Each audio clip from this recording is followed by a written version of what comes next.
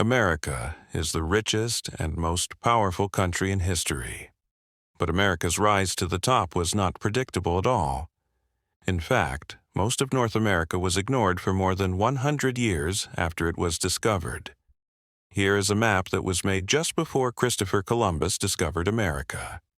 The Vikings said they had found an island somewhere around here, but no one realized that it was actually a continent. Columbus believed that by sailing west, he could find a trade route to Asia. But instead, he reached some islands in the Caribbean Sea.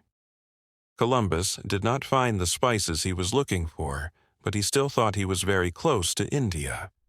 So he called the natives Indians, took some valuable goods, and brought them back to the King and Queen of Spain. "Hey, your majesties, I just came back from Asia." "Good. Where are the spices?" "Well, we haven't found the spices yet, but they have a lot, and I mean a lot, of gold." "Now we're talking. Columbus, go back. Teach them Christianity and bring back that gold." A few years before Columbus claimed the West Indies for Spain, the Portuguese discovered that they could reach Asia by sailing around Africa. After that, Spain and Portugal drew a line right down the middle of the map. All non-Christian lands on one side of the line would belong to Portugal, and everything on the other side would belong to Spain. While the Portuguese sailed to Asia and built a massive trading empire, the Spanish were busy taking their share of the world.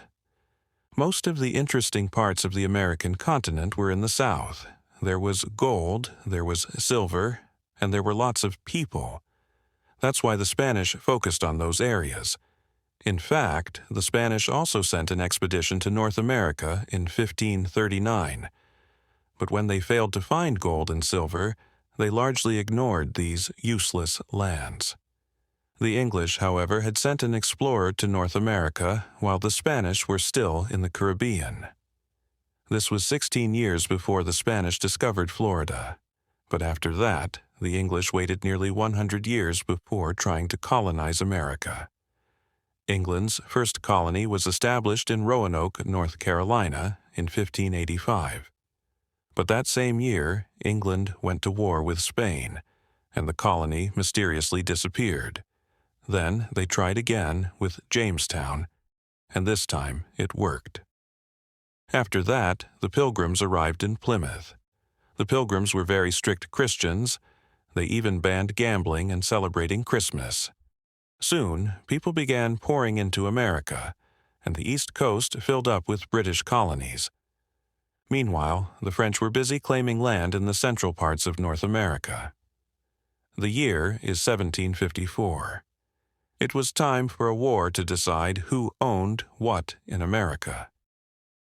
New France had a population of about 60,000 people, and they allied with some Native American tribes. That's why this conflict is called the French and Indian War. The British colonies, on the other hand, had a population of over 1 million people, and they also allied with Native American tribes. Who do you think won? Yes, that's right, the British won. At the same time, there was also a major war happening in Europe. When the war ended, it was time to redraw the maps. France gave half of Louisiana to Spain before the war ended, so that Britain wouldn't get it. After the war, France was forced to give the other half to Britain. France also gave Canada to Britain. Britain now had a lot of land in America, but it had also spent a lot of money on the war, and now it wanted that money back. "Hey, colonies, remember that expensive war we helped you win? Yeah, thanks. Now we're going to start taxing you to pay for it." "What? You never helped us. And how can you tax us if we don't get to vote?" The colonies were not very happy with these new taxes. Arguments turned into fights, and fights turned into a revolution. On July 4th, 1776, the Americans declared their independence from Great Britain. And the United States of America was born, right? Not quite. It took another 5 years for the Americans to actually win their war of independence. After gaining their freedom, a new problem appeared. The government they had created was a complete disaster. The 13 colonies were essentially 13 separate countries, united in name only. The nation was quickly falling apart. Because of this, the Founding Fathers wrote a new constitution and created a federal government that actually worked. The Constitution went into effect after 9 states approved it. And in 1789, George Washington became the first president of the United States. But the United States was only this big. All the land beyond that still belonged to Spain. So how did America grow? In France, a man named Napoleon seized power and began conquering Europe. Napoleon also wanted to build an empire in America, so he made a deal with Spain and took Louisiana back for France. But the Americans needed to use the Mississippi River to transport their goods, and they were afraid of what Napoleon might do. Because of this, America asked France to sell New Orleans. You know my plans to build a great empire in North America. But now I must invade Britain. If the Americans learn about our plans in America, they will support Britain, and that would be disastrous. But if we sell Louisiana to them, they will be our friends forever, and we can defeat Britain.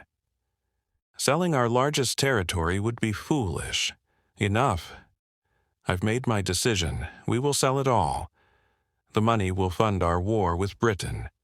And so, America bought Louisiana for $15 million. America's size instantly doubled. This was a good thing, because America's population was also nearly doubling every 20 years. At the time, the average American family had 7 children, and all of those children needed a place to live. So many Americans moved west, because there was a lot, and I mean a lot, of unclaimed land. Does anyone own this land? Of course not. Great, then it's mine now. But this is my hunting ground. That's not proper English. You're supposed to say, "This was my hunting ground." In 1819, America bought Florida from Spain, and they agreed that this line would be the border between the United States and New Spain.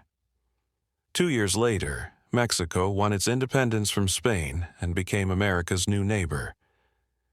Mexico's northern territories were sparsely populated and difficult to control, so the Mexican government invited Americans to settle in Texas.